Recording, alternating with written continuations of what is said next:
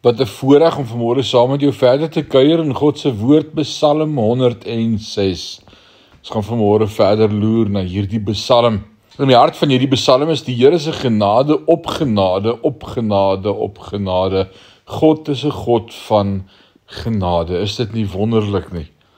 En tog het hy hulle gered ter wille van die eer van sy naam, om sy mag bekend te maak, sê Psalm 106 vers 8.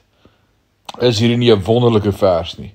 Dit som letterlik die kern van Christendom op, 'n kernwaarde wat ons moet snap.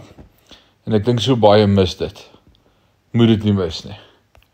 In Psalm 106 vers 8 leer ons die volgende: God se intensie was om homself deur ons redding te verheerlik. God red ons van ons sonde, van onsself. Hy trek ons nader aan hom in verhouding. God gee ons die grootste geskenk moontlik, homself. Hy red ons ter wille van sy eie eer, omdat alles wat hy doen vir sy eie eer is. Voel die krapperigheid as jy daaraan dink, dat God dit vir sy eie eer doen. Vra jouself bietjie, wie dan anders sou jy wil dat hy vereer? Want as hy dit vir iemand anders se eer gedoen het, dan sal hy mos nie meer God wees nie. 'n God wat alle eer en heerlikheid toekom. Hy is. Dit is wat dit beteken om God te wees.